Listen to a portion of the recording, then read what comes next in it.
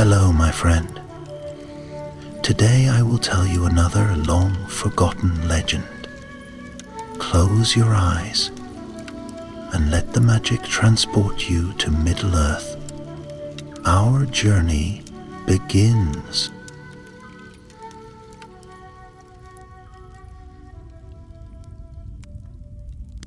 In the deep stillness before the storm, when the wind held its breath and the sky seemed cloaked in the morning veil of twilight, the land of Mordor stirred with uneasy silence. The fires of Mount Doom, ever burning, cast long shadows across the blackened plains of Gorgoroth, where once armies had marched like thunder, and the air itself trembled beneath their tread. Now only the hiss of steam and the whisper of ash remained, as if the world was holding on to a final exhale. High above the ashen fields rose Barad-dûr, the dark tower, a monument of shadow carved by will and cruelty, standing like a wound upon the earth. It was a citadel of despair, its foundations older than the kingdoms of men, its spires spearing the clouds like jagged blades.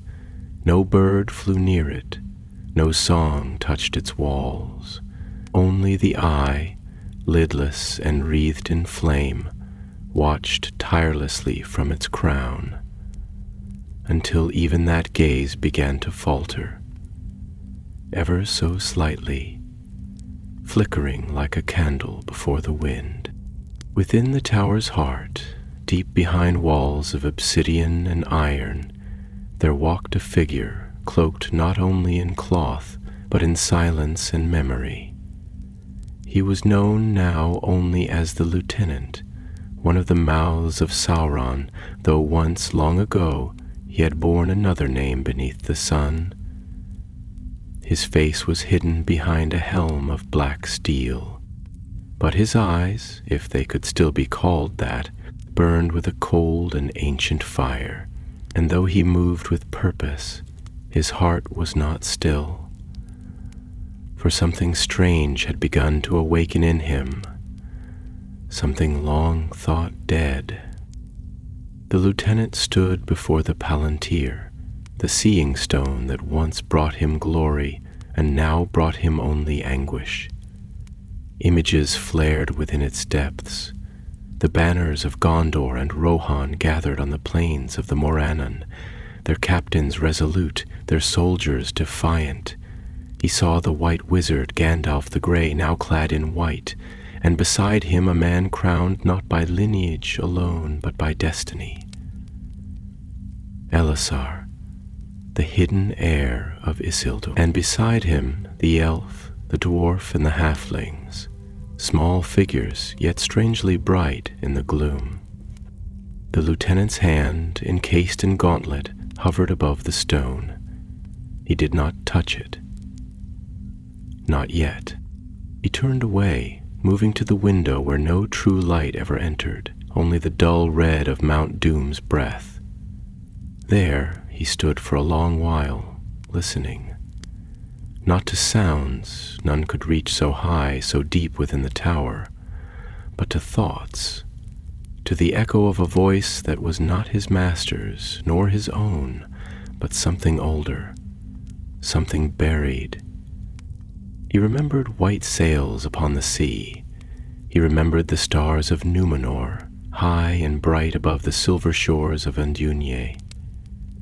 He remembered a name spoken in gentleness, Calamel, that was her name, and he had loved her once, before the gift of long life became a curse, before the shadow fell and pride built the first stones of his ruin. But the past was a broken mirror now, each shard cutting deeper as he looked. That was the price of serving the eye, to forget all else, to live only in the now, in the burning, in the dark, and yet the past returned, unbidden. The tower groaned around him, as if it too were weary of its own existence. Below, In the forges and dungeons, the remaining servants of Sauron moved like ants without a queen, unsure, unraveled. The eye had begun to fail, though none dared say it aloud. There were whispers in the stone, tremors in the flame. Something had changed. The lieutenant descended into the lower halls, each step echoing like the toll of some ancient bell. He passed great doors sealed by sorcery, chambers where screams still lingered in the walls, and vaults filled with relics twisted by malice. He passed the bones of oaths broken and the chains of kings forgotten, and all the while the presence that once filled every corner of the tower with terror seemed thinner, less sure. He reached the great hall where the black throne stood. Sauron had never sat upon it, for he needed no such symbol. His will alone was throne enough. But now it stood empty, draped in cobwebs, spun not by spiders, but by the silence of fear unmet. The hall felt abandoned, though filled with servants. Each orc, each troll, each wraith or shadowed beast paused when the lieutenant passed, as if sensing the weight of questions in his stride. At the foot of the throne he knelt, not in worship, but in weariness. He did not speak. There was no need. The eye watched, ever watching, but it no longer seared the soul as once it did. The lieutenant could feel it diminished, distracted, and far away, in lands unseen by stone or spell, a hobbit crept through ash and ruin, bearing a weight far heavier than the crown of any king. The lieutenant rose slowly. He had not knelt in many years. His armor creaked with the motion, like a tree grown too old to bend. He looked once more at the throne, then turned, his thoughts unspoken but not still. There was a storm gathering beyond the Morannon. He had seen it, he had felt it. Not of wind and rain, but of hope, of defiance. And he who had once knelt before the Valar in reverence, now stood before the fall of Barad-dûr and did not know what choice to make.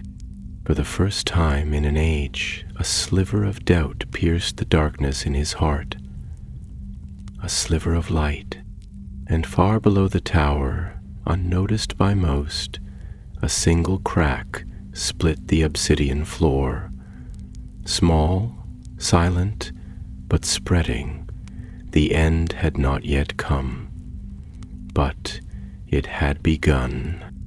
The wind began to rise that night, not as a storm but as a lament, weaving through the broken teeth of the Efelduath with a voice like mourning.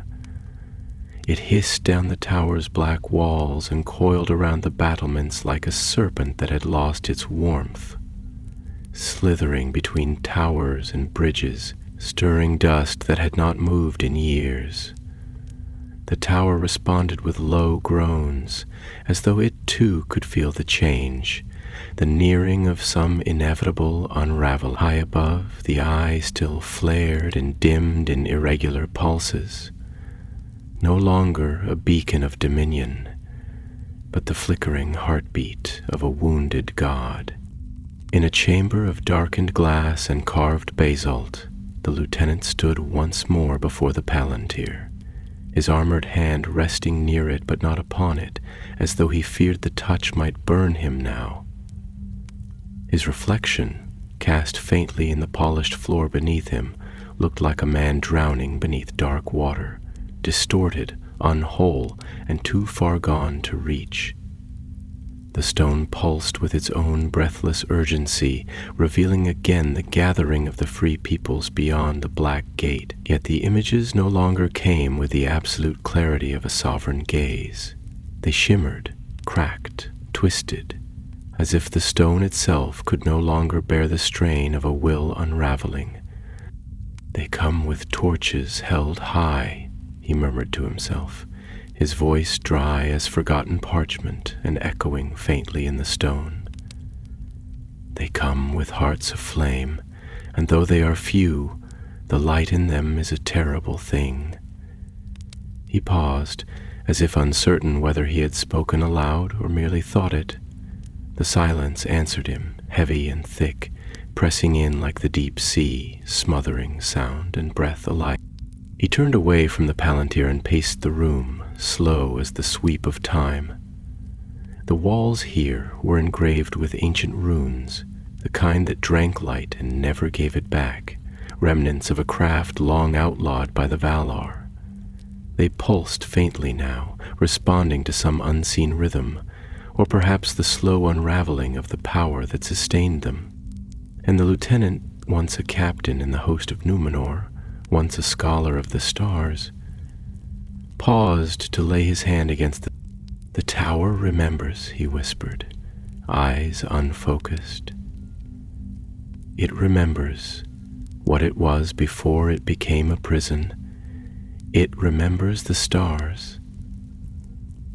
His fingers trembled slightly, the gauntlet clicking softly against the black stone, and I remember the wind over the sea of rune. I remember the laughter of my brother when we first saw the white tree bloom in the courts of Armenelos. I remember my father's hands, rough with salt and rope, lifting me into the rigging of a Númenorian ship and saying, "The sea does not lie, it tells the truth the land hides." He laughed then, softly, the sound echoing oddly in the room as if even that was a language this place had forgotten. "But I lied, didn't I?" he asked the stone, the tower, the shadows. "I gave myself to a master who had no voice, only command. I silenced my own truths, piece by piece, until there was nothing left but obedience, and fear masquerading as will." A knock came at the heavy door, more a rumble than a knock, as no hand in this place was gentle. A black armored orc stood beyond it, his face etched with weariness and confusion. The creature bowed, not from respect, but from habit, trained by centuries of terror. "My lord," it said, voice hoarse, The captains gather in the southern wall tower. They await orders." "Orders?" the lieutenant said, the word bitter as ash. "Yes, that is what I am now, is it not? A dispenser of commands to those who do not understand the war has already been lost." The orc blinked, uncertain, uneasy. "Shall I inform them, my lord?" "Tell them to hold their positions," the lieutenant said after a long silence. "Tell them to watch the gates and wait. Wait as stone waits for time to wear it to dust." The orc hesitated, perhaps sensing the deeper meaning, perhaps not. Then, bowing once more, it turned and vanished into the gloom. When the door closed again, the lieutenant returned to the window. The wind had risen further now, and the distant mountain glowed red with the veins of its wrath. Yet even the fire seemed subdued, reluctant, as though it too had begun to sense the unraveling. The sky had taken on a strange color, neither night nor dusk, but something in between, a pallid bruising that spoke of transitions that could not be named.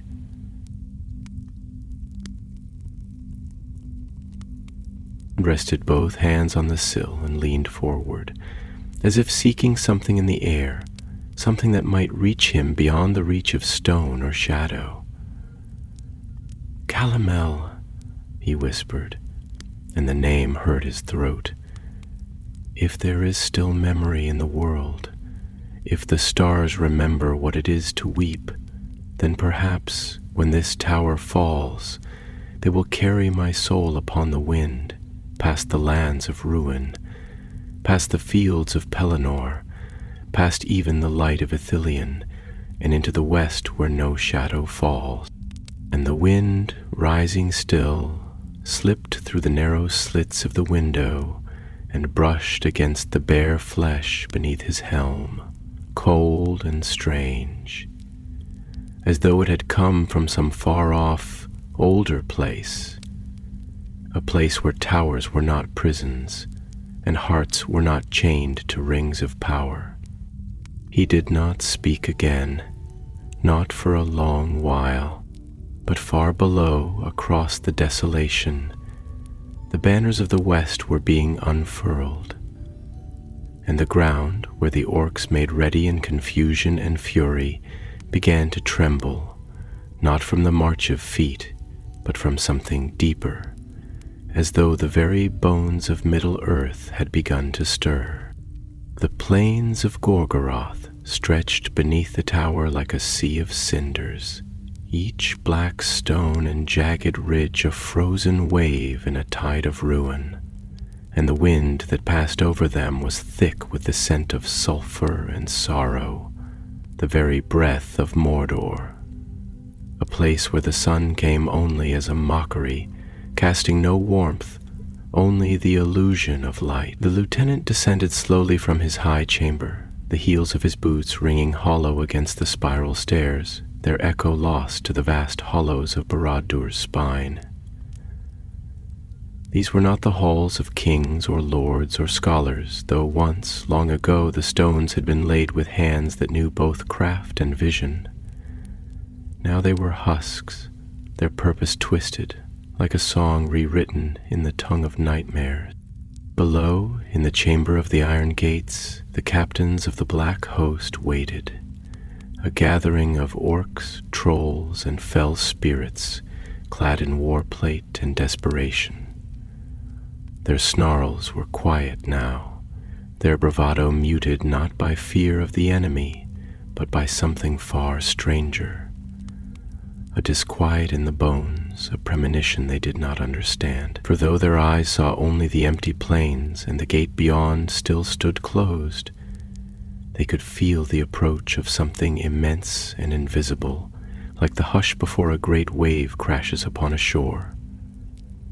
And when the lieutenant entered, cloaked in the mantle of silence that had grown around him like moss over forgotten stone, the gathering parted, not from reverence, but because something in him now repelled them, as if his soul burned with a fire they could not touch without being unmade. He stood before them, and for a long time he said nothing. The great hall groaned beneath the weight of the tower above, as though even the stones feared collapse. A dim torch sputtered against a wall, its flame shivering in an unseen draught that whispered of old secrets. The lieutenant's helm, wrought in the fashion of Númenórean warlords of old, caught the light and reflected it in crimson, as though blood wept from its iron brow. Then he spoke, and his voice was not loud, but it carried, like the tolling of a distant bell in a dead land. "Do you feel it?" he asked, and his words lingered in the air like mist over grave soil. "There is a silence in this place that is not the silence of stillness. It is the silence of a breath not taken, of a question not yet asked, but known by all. You do not speak it aloud, not because you do not know it, but because you fear the answer." The orcs shifted uneasily, and one, a larger beast with a helm made of jagged bone, grunted and said, "What are we waiting for? The enemy comes. Let us spill their blood, make them regret ever crossing the black lands." And the lieutenant turned slowly toward him, his gaze invisible beneath the visor, but his presence unmistakable. "Blood," he repeated, almost gently. "Yes, you crave it because it is the only thing you have ever known to offer in return for fear. But blood does not answer what has begun to stir beneath our feet. Blood does not still the quaking of stone, nor does it mend the cracks that now crawl through the bones of this tower. Blood does not stop the unraveling of fate. The orc sneered, confused, his fingers twitching at the hilt of his cruel blade. "Speak plain, Shadow Lord. What is it we face?" And for the first time the lieutenant removed his helm, slowly, deliberately, as though peeling away a mask long fused to his skin. His face, revealed, was pale, not with the pallor of death, but with the absence of light, as though his flesh had forgotten the sun. His eyes, gray once like the sea, had taken on the color of storm sky before a deluge. His voice, now unfiltered, was softer and yet deeper still. "We face the end of a lie," he said. "We face the moment when the wheel, long spun by fear and pride and power, begins to crack beneath the weight of truth. You see an army. I see a distraction. You see men and elves and dwarves and halflings gathered to break the gates, but I have seen what stirs beyond their blades.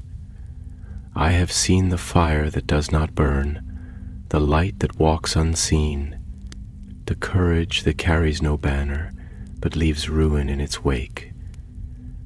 I have seen the one who bears the weight we dare not name."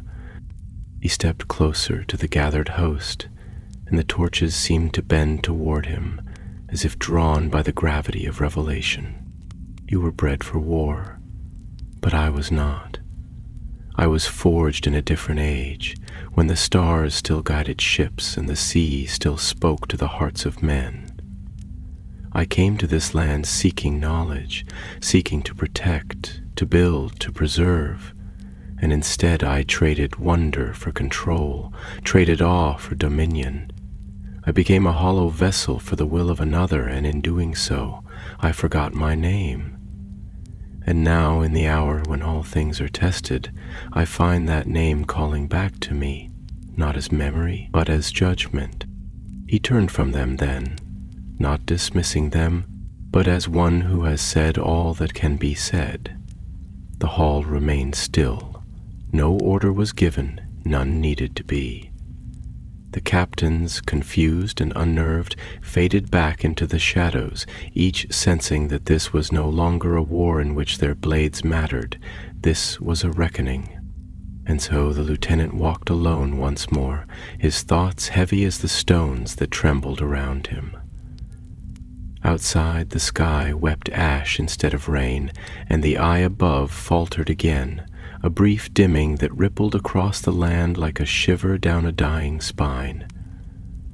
A silence deeper than the grave took hold of Barad-dûr, and in its hollow heart one man stood between memory and oblivion, wondering whether redemption could still be found in a place built upon forgetting. Far away across the plain, the wind stirred banners of white and green and silver, and the captains of the west looked toward the gates, not as conquerors, but as those who place their hope not in victory, but in sacrifice. And beneath it all, unseen but inexorable, the world itself turned toward the moment where choice would shape the fate of all things. The plains beyond the Morannon were no longer empty, where once the desolation of Gorgoroth stretched like a wound across the land, black and lifeless. Now there gathered a trembling defiance. Tattered banners raised high not with the pomp of conquest, but with the solemn grace of those who march to their deaths willingly. Their eyes fixed not on victory, but on meaning. The armies of the West had come, a fragile light flickering against a darkness that had claimed dominion for an age, and the wind carried with it not the scent of hope, not quite, but of something deeper, resolve that had outlived despair. It was a wind that whispered through the broken rocks and the ridged bones of the land, rustling cloaks and stirring ashes, a wind that seemed to ask, "Do you remember what it was to believe?" And for a moment, Beneath the looming blackness of Mordor's gaze, the world itself seemed to hold its breath. Within Barad-dûr, the lieutenant walked the hollow causeways that led to the summit, where the eye had once burned without end. Each step echoed like a heartbeat within a coffin, reverberating down corridors lined with obsidian statues, figures that had no names, no stories, only the faceless cruelty of those who had surrendered identity for the mask of power. And as he walked, the tower breathed around him, not with life, but with the slow, crumbling wheeze of something ancient and dying, like the last murmurs of a forgotten god. The wind touched him even here, cold fingers slipping through the cracks of the tower's height, and he paused beside a great aperture where the walls had fractured. Through it he could see the shimmer of spears and the gleam of silver helms far below, so small they could have been mistaken for insects were it not for the way they shone, not with the garish fire of domination, but with the quiet steadiness of souls who had chosen to stand in the mouth of death, not because they believed they would win, but because they believed it was right.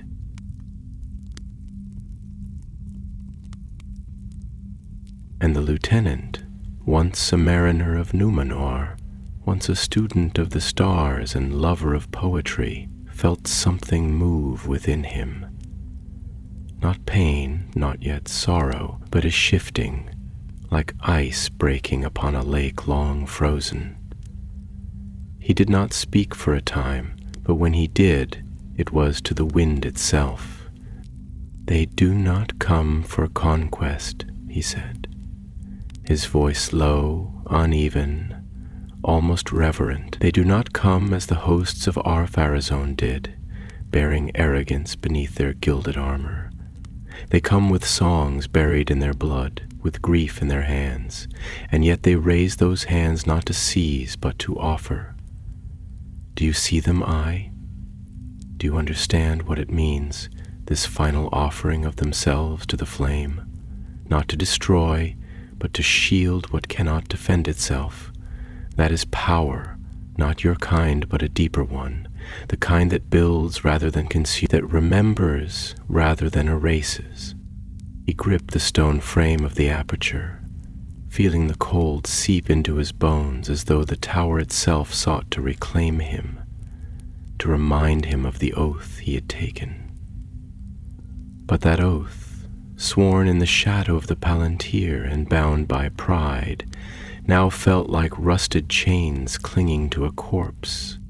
He spoke again, slower now, not to the wind, but to himself, as if the words needed to be shaped aloud to become real. "When we left Númenor, we believed we were bringing civilization to a savage world. We believed that order was the highest virtue, that to impose it, even through fear, was to uplift the lesser races. That was the root of our pride, the belief that wisdom could only descend from the heights, never rise from the earth. And I swallowed that lie as one drinks bitter wine because it burned, and the burn felt like purpose." The wind moaned through the gap, and in its keening he imagined the voice of Calamel, her song once so bright it made the very stars seem to pause and listen. He had left her not with words of love or farewell, but with promises of greatness, of towers and glory, and a name that would never be forgotten. And in chasing that name, he had lost everything that made it worth remembering. The eye pulsed above him then, its flame dimming for a heartbeat, and he turned his gaze upward, toward the summit where the will of Sauron still lingered, weak but clinging, a presence vast and formless, like the echo of thunder that will not fade. And from above a voice came, not sound, but thought, deep and cruel and cold as the void between stars. It reached into his mind like claws through silk, raking through his memories, his doubts. Why do you hesitate, servant? The hour of reckoning is at hand. The enemy gathers, their flesh soft, their minds fractured. Strike now, and you shall be remade in the image of my victory. All that you were can be buried. All that you are can be forged anew. But the lieutenant did not bow, not this time. He closed his eyes, and in the darkness behind his lids he saw not the burning eye, but a white tree swaying in a sea breeze, its petals caught in the air like snowflakes, like ash, like time itself come undone. No, he whispered, I have been forged once already, and in that forging I was broken. You offer fire without warmth, darkness without rest. I see now what I could not before, that to serve you is to forget, to surrender not only will but soul, and I have remembered too much. There was silence then, and in it the tower trembled. Not a quake, not a shudder, but a sigh, deep and low, as if Barad-dûr itself had listened and understood. The wind outside grew stronger. The banners of the west danced more boldly now, and upon a nearby rise a figure stood tall, a man cloaked in shadow and starlight, with a sword that gleamed like the first light of dawn. And far away, in the choking dark of Mount Doom, two small hands clutched at the edge of fate. The eye faltered. The lieutenant turned from the broken window and began to climb. He climbed, and with every step upward the air grew thinner, colder, not merely in temperature but in spirit, as though each stair drew him farther from the realm of the living and deeper into the marrow of memory, into that place where thoughts are no longer framed in words, but in sensations, echoes, and regrets too vast to name. The stairs spiraled endlessly around the inner skin of the tower, cut directly into the obsidian, their surfaces worn smooth by ages of silence and solitude. No torches burned here. The light was a dim crimson seepage from cracks in the stone, as if the tower itself bled slowly from its heart, a pulsing wound held together by the last tethers of Sauron's will.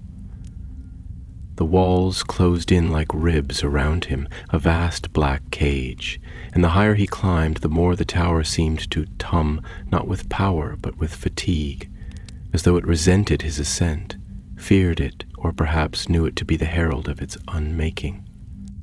And the lieutenant, whose name had long been buried beneath titles and deeds he no longer wished to claim, ascended not with the stride of a conqueror, nor with the certainty of a priest drawing near to his altar, but with the weight of a man approaching a reckoning, a pilgrim not to holiness, but to the collapse of his own illusion. Each step struck a chord within the stone, and it seemed to him that the sound was not mere echo but response, as if the tower were asking, "Why now, after all these years? After all the blood and ruin, why choose remembrance when oblivion is so much easier to bear?" He reached a landing, if it could be called that, little more than a ledge where one might rest before the final climb, and here he paused, pressing a gauntleted hand to the wall.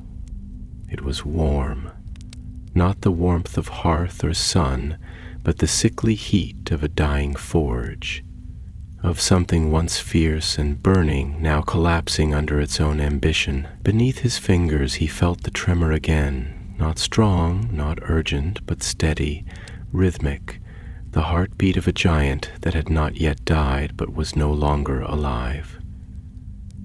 He wondered if this was what a god felt like when its worshippers dwindled to none. Then, as though drawn from the very stone, a voice spoke, one he had not heard in many years. It was not the thunderous pressure of the eye, nor the snarling bark of captains and lieutenants long perished, but soft, clear, and hauntingly human.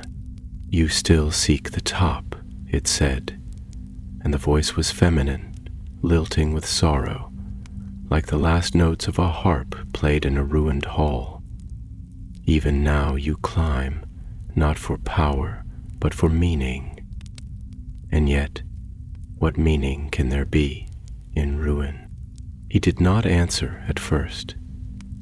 He closed his eyes, and the voice washed over him like the scent of rain upon dry stone, awakening things within him he had thought turned to dust. "Calamel," he whispered, his lips barely moving.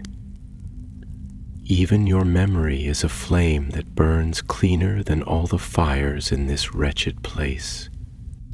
A silence followed, heavy, but not empty. Then the voice replied, softer than before, "You traded love for the illusion of permanence. You gave up the one thing that might have made your life eternal, not through dominion or fear, but through gentleness. You wanted the world to remember your name, and so you destroyed the part of yourself that could have been truly remembered." He bowed his head, resting it against the stone. "I believed," he murmured, "that if I could only outlast time I would find peace, that if I stood in the highest place, if I became the voice that thundered in men's ears, then I would no longer be haunted by the silence within myself.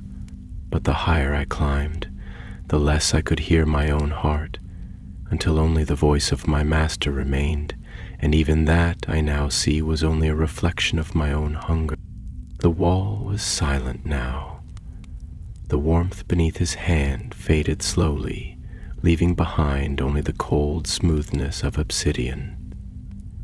He stepped back, drawing breath like one who had emerged from deep water, and turned to face the final flight of stairs. Above him the summit awaited, a place where the eye had been fixed to its pillar of flame, where the will of Sauron had once focused its endless gaze across the lands of Middle-earth. But now the light flickered like a candle in a dying wind, and the stair itself trembled faintly beneath his weight. Every step felt fragile, as though the tower resented being touched by one who no longer believed in its creed. The walls here were smooth, unadorned, as if even Sauron had understood that at the peak of all ambition there must be simplicity, a blankness to reflect back the will of the master, unchallenged by beauty or story. He reached the summit. The chamber at the top was open to the air, or what passed for air in Mordor. A swirling darkness tinged with smoke and ash, lit only by the sullen glow of Mount Doom in the distance. The wind tore through it like the last breath of a dying world, and in its howling he heard not voices, but the raw howl of endings, of things long suppressed now crying out for release. And there at the center of the chamber stood the black pedestal upon which the eye had once flared, now reduced to a dim ember, a red pupil that blinked slowly as if uncertain whether it still had reason to watch. He approached it slowly, his steps echoing into the void, and the eye looked at him. Not with hatred, not even with command, but with fear. He stood before it, and for the first time he spoke, not as a servant nor as a traitor, but as a man who had seen the horizon from both ends of the earth and come to understand that dominion was not the answer to sorrow. "I gave you everything," he said, his voice low but unshaking, "not out of loyalty, not out of love, but out of emptiness, I let you fill me because I did not know how to carry my own name. I thought myself unworthy of the stars, and so I built towers to block them out. The eye trembled. The flame within it flickered violently. But I remember now, he continued, his hand reaching toward the pedestal, not in defiance but in farewell. I remember the light on the sails. I remember the voice that sang my name not as a command but as a blessing. And I remember that I was never meant to rule nor to follow but to witness, to preserve, to carry the stories of those who came before and leave behind not ashes but echoes. And then, with a motion that was neither violent nor dramatic, he laid his palm upon the stone. The eye flared once, bright and wild like a final cry, and then, without scream or shatter, it faded, and Barad-dûr shook, not as before, not in warning, but in surrender.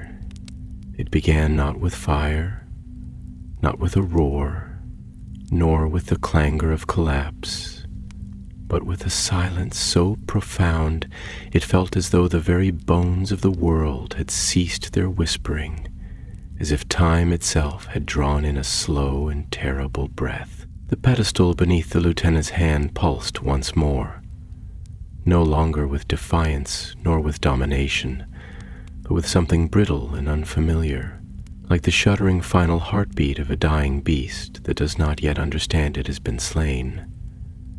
And then, almost imperceptibly, the obsidian beneath his palm cracked, a hairline fracture etched with a whispering hiss that echoed through the vast hollow tower like the sound of memory breaking open after long suppression. He stepped back slowly, not out of fear but reverence, as though he stood at the threshold of some sacred funeral pyre, one not built for a man or a king, but for an age. The chamber shuddered again and then again, and from the walls came a long groan, not violent, not abrupt, but weary, like an old tree bowing under the weight of too many winters. The eye, now no more than a coal, dimmed further, shrinking into itself like a star collapsing into a memory, and with its waning, the light that had suffused the heights of Barad-dûr began to recede. The shadows lengthened unnaturally, not growing darker but more transparent, as if the darkness itself were losing substance, as if the very concept of fear had grown thin and unsure, no longer able to bind itself to the stones.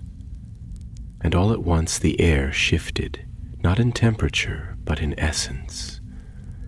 The wind that tore through the summit no longer screamed, it sighed. It no longer clawed at the skin, but brushed it, tender, almost mournful, as though it too understood that this was not just the end of a structure, but of a vision, a dream wrought in the forge of despair. And in that moment of trembling stillness, the lieutenant knelt, not as a supplicant, not as a vanquished slave, but as a witness. He pressed his forehead to the cracked stone floor and closed his eyes, breathing in the dust of ages, feeling it coat his lungs like the words of oaths once spoken and now turned to ash. He was weeping, though not with sobs or gasps, but with a quiet release, tears sliding down his cheeks as slowly as the fall of snow in a forest untouched by feet, each one heavy with all the names he had forgotten, all the lives he had unmade, all the truths he had buried beneath the crushing weight of necessity. "I once believed," he whispered, and the words spilled into the air like incense, curling and fading, that to rise was to escape, that to build high was to be safe from decay. I see now that height cannot lift you beyond your heart. You carry your hollowness with you, no matter how many steps you take, and the higher the tower, the deeper the void it must cast behind it. And the tower listened, for the stones of Barad-dûr had never been deaf, only bound, and now they groaned again.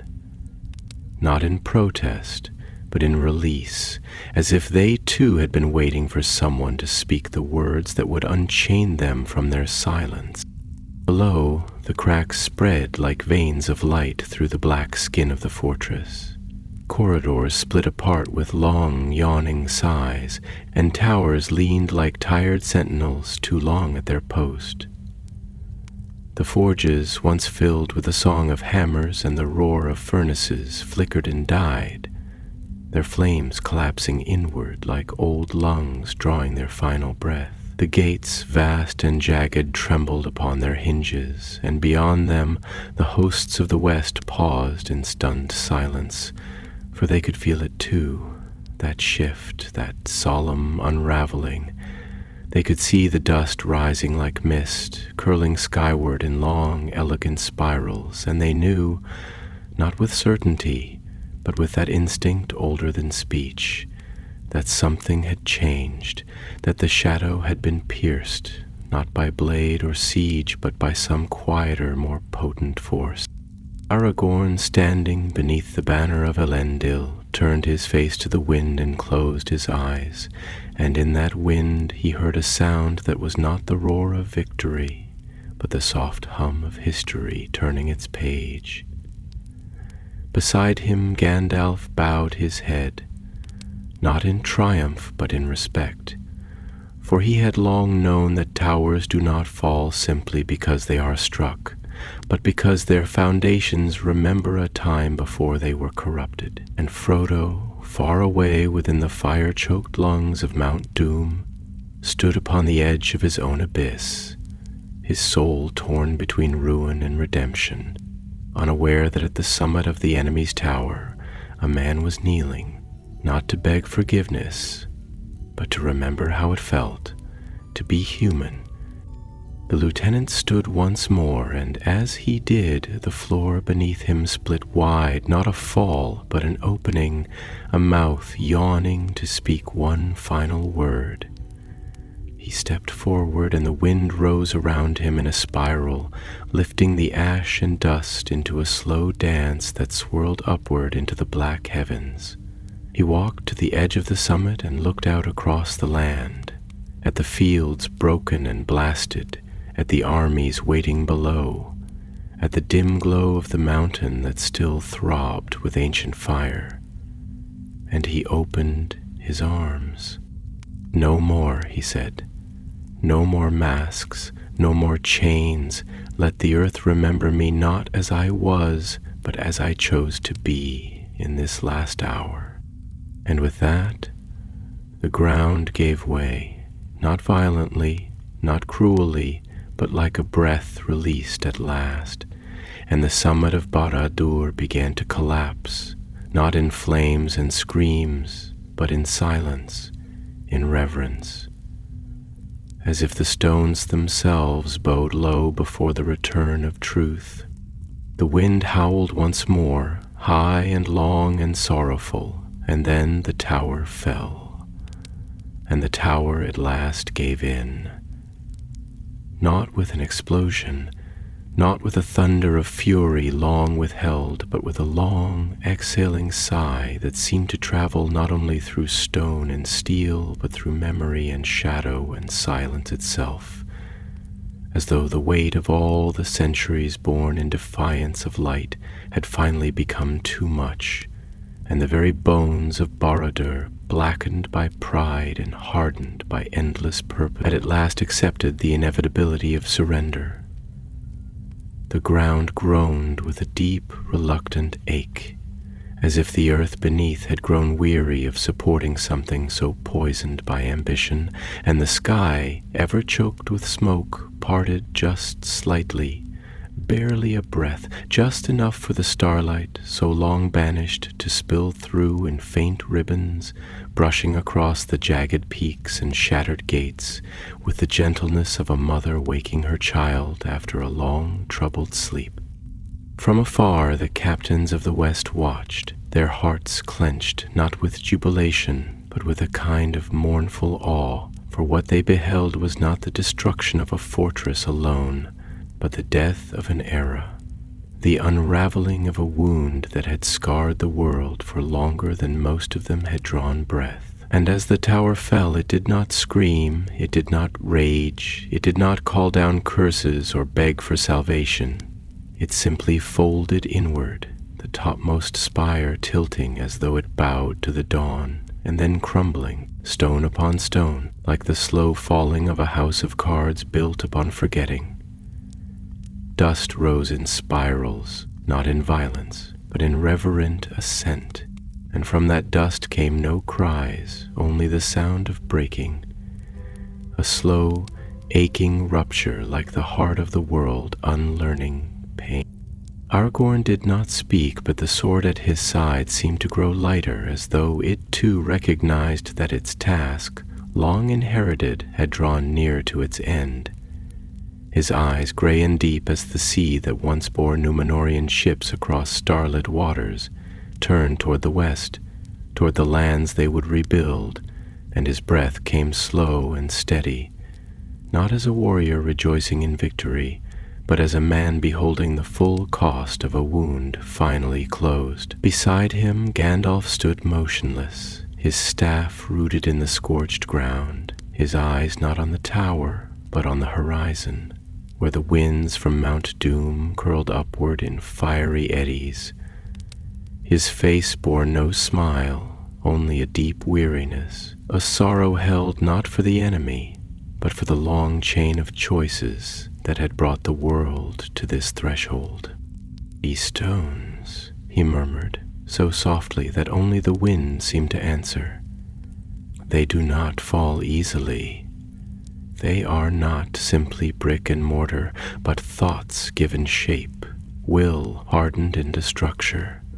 To see them fall is to see a mind unravel, to see the soul of a dark age breathe its last."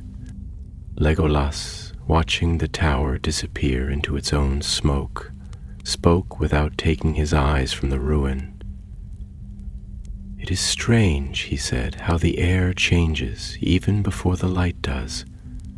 I feel it, as one feels the shift before a storm, but this is not the coming of rain. It is the breath of something new, something fragile." And Gimli, his brow furrowed beneath his helm, nodded slowly.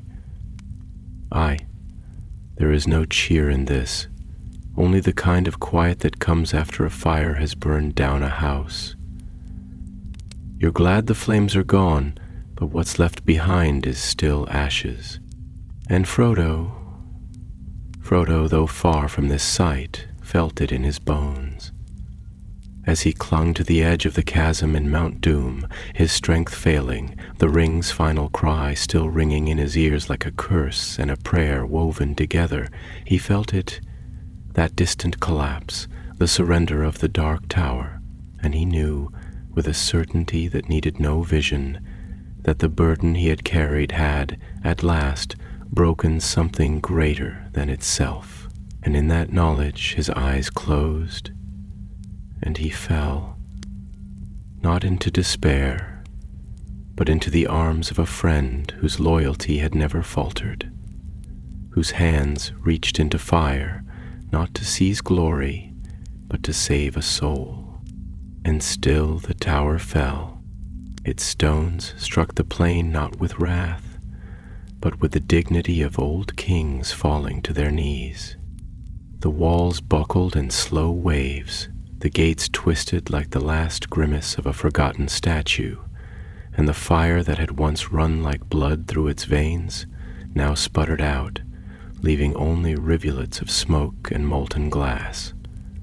And from the summit, from where the lieutenant had stood, no body fell. There was no corpse, no remnant, only the whisper of wind and the last glimmer of his presence, as though he had passed not into death, but into the story itself, dissolved into the memory of redemption, His name no longer needed, for the choice he made now sang louder than any title. And the land began to change. The skies, once thick with the soot of 1,000 forges, began to clear, as if the very breath of the world had shifted direction, inhaling again after centuries of choking. The clouds parted slowly, as if uncertain whether they had the right to reveal the stars again, and when they did, the light was not sudden, not triumphant, but tender, gentle, the light of healing, not of conquest. It spilled across the ruined plains, brushing the cheeks of soldiers who lowered their blades, not with shouts, but with tears. And it crept even into the hidden places, the valleys long forgotten, the corners of the heart untouched by song, and it began to bloom there, slow as moss, but sure as sunrise. And the wind carried a new sound, not of drums, not of horns, but of silence made sacred, the silence of a world that has remembered how to listen. And in the aftermath, as the dust of Barad-dûr fell slowly like the ashes of an extinguished star, settling not only upon the blasted earth of Gorgoroth, but also into the crevices of memory and the deep hollows of every soul that had borne witness to the fall, the silence that followed was unlike any silence known to war or peace. It was a silence that trembled with meaning, a silence that had texture, like the velvet stillness of snowfall over a battlefield where nothing more can be taken or lost. The sky above, no longer choked with black flame or lit by the cruel glow of a sleepless eye, revealed its ancient veiled beauty. Stars flickering cautiously into view like survivors peering from behind ruined walls, hesitant but longing to shine again after long exile. In the plains, once hardened into glass by unholy fire, seemed to exhale as if they too had been holding their breath through ages of shadow. Their surface cracked and smoking, but no longer dead, no longer silent in the way despair is silent, but hushed in the way a cathedral is quiet after the last hymn has faded. The hosts of the west did not advance.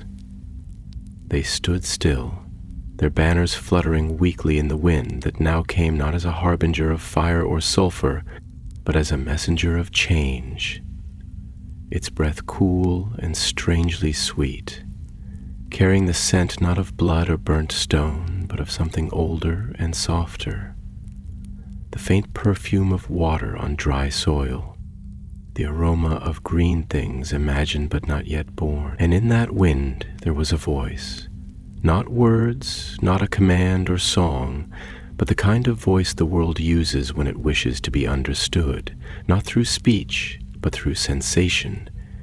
It said, "Wait." And they did.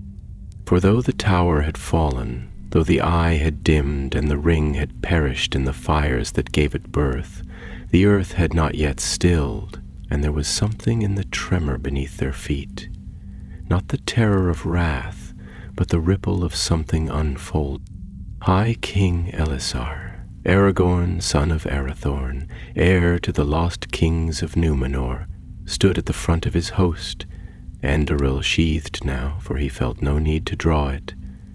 Not in triumph, not in fear, but in the knowledge that the time for swords had passed, and the time for silence, for reverence, had come. His hand, roughened by war but still steady, rested lightly upon the hilt, not in readiness, but in memory, and his gaze, clear and far-seeing, rested not on the ruin, but on the horizon, where the first faint blush of true dawn began to stain the clouds with the colors of a world reborn. He did not speak at first, and those around him did not press him to, but when at last he did, his voice was soft, almost private, as though he spoke not to his captains or even to his people, but to the wind, to the land, and, perhaps, to the man who had once stood atop the dark tower and chosen to become more than what the shadow had shaped him to be. "There is a difference," he said slowly, "between victory and healing. A sword may silence a voice, but it cannot erase the echo. A tower may fall, but the shadow it cast lingers until the world is ready to remember not what it feared, but what it endured. We do not stand here to conquer. We stand here to understand what it meant to resist, not only the enemy, but the temptation within ourselves to become like him." Gandalf stepped forward then, the white of his robes dulled by ash, but his presence undiminished, and he looked not to the east, but down, toward the places beneath the mountain, where Samwise carried Frodo like a broken vessel up the last cruel slopes, where fire and fate had entwined, not in glory, but in sacrifice.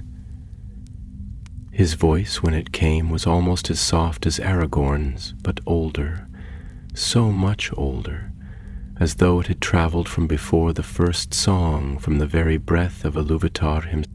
"There are moments," he said, "when the world must be rewritten, not by kings or warriors, but by those who bear weight without title, whose strength lies not in the hand but in the heart. Frodo, Sam, those little ones have done what no army could do. They walked into the very mouth of despair and returned not with conquest but with release. And perhaps," he added, turning his eyes skyward, "that is the deepest magic of all. Not the power to command, but the will to relinquish." Behind them, the soldiers of Gondor and Rohan stood in solemn stillness.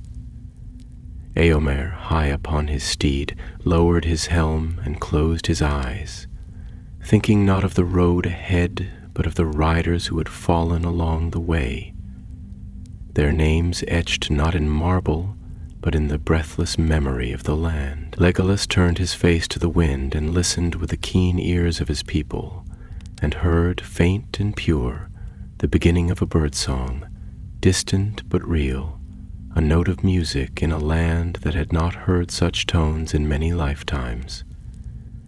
Gimli stood beside him, arms crossed, and said nothing, but a tear ran down his weathered cheek and vanished into his beard, and he did not wipe it away. And far away in the quiet fields beyond the Anduin, a child looked up into the morning sky and saw the stars fade into dawn, and though she did not understand why, she began to hum a tune her grandmother used to sing, a lullaby about the sea and ships with sails like silver leaves, and a land where the trees never died and the wind always whispered the names of those who were lost but not forgotten. And so the siege ended, not with fire, not with a last desperate charge, not with a cry of victory or the tolling of war bells, but with stillness and breath, and the first light of morning reaching across the broken stones of Mordor, like the hand of the world itself, had come to mend what had been torn. And so, in the end, what remained was not ruin, not ash, not even the echo of a fallen name, but a stillness so deep, so encompassing, that it felt as though the world itself had drawn a breath and held it, just for a moment.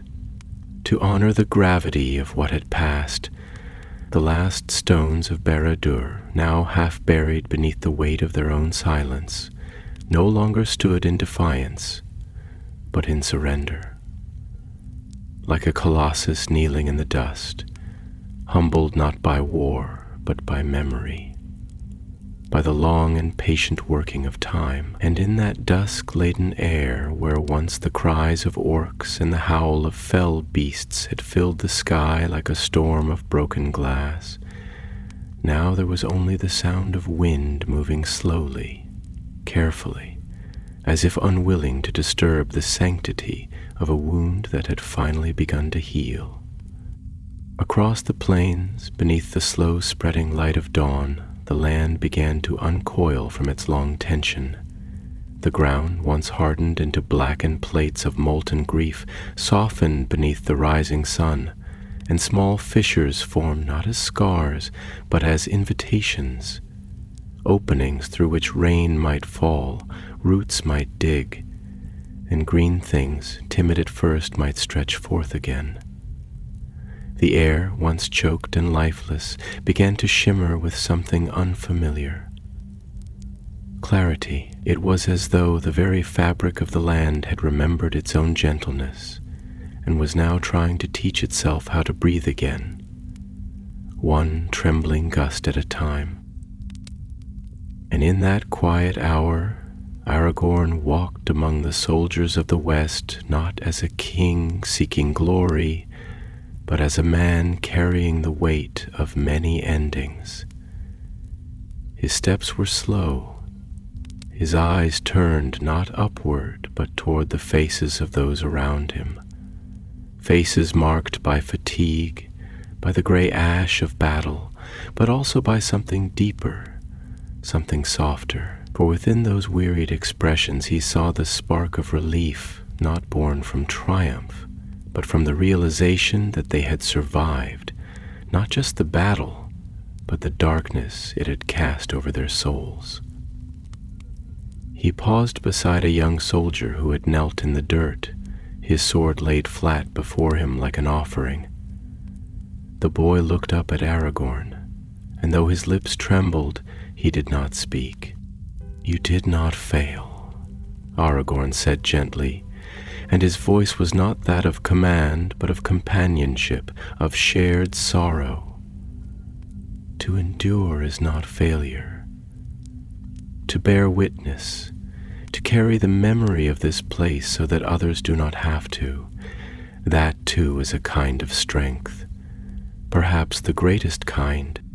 The soldier nodded, a single tear slipping down his cheek, and bowed his head, not to a king, but to the world as it was now, changed, quiet, unfinished. And in the east, beyond the smoldering hills where Mount Doom still sighed in slow, reluctant plumes, the ground began to shift, not with fury, but with release. The great mountain, which had once roared like a forge of wrath, now seemed tired, spent, and the fire within it no longer bellowed, but flickered, as though the spirit that had kept it alight had departed with the ring's final plunge. The sky above it opened at last, revealing a tender blue so pale it was almost silver, and in that light Frodo awoke. He lay cradled in Sam's arms, his body frail, his eyes sunken, but his spirit somehow intact. Sam held him tightly, as though afraid that if he loosened his grip, Frodo might vanish like a shadow at sunrise. "You did it, Mr. Frodo," Sam whispered, and though his voice shook with exhaustion, it carried the unwavering clarity of truth. "You did it. It's over." But Frodo, after a long pause, only whispered, "Yes, Sam.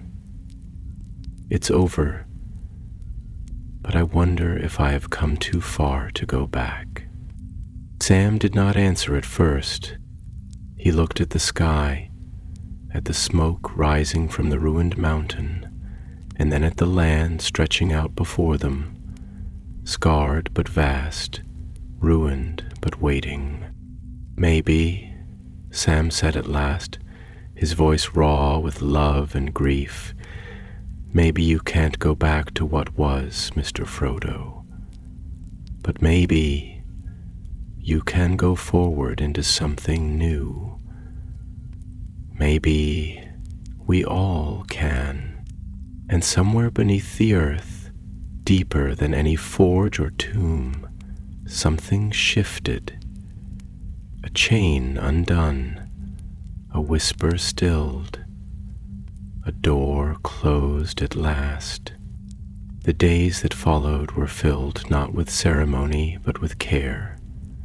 the soldiers turned from battle to tending, mending what could be mended, burying what had fallen, singing softly not songs of victory, but laments for the world that had been, and lullabies for the one yet to come.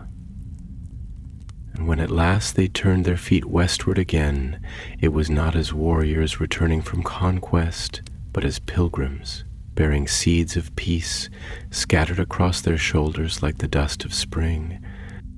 And Barad-dûr, or what remained of it, did not rise again. It did not whisper promises, nor did it lure the lost. It stayed broken, as all great lies must when truth has passed through. And in time the vines would come, and the birds, and perhaps, if the wind was kind, even laughter. And so the siege was ended, and the shadow passed, and the world, breath by breath, began to remember how to dream.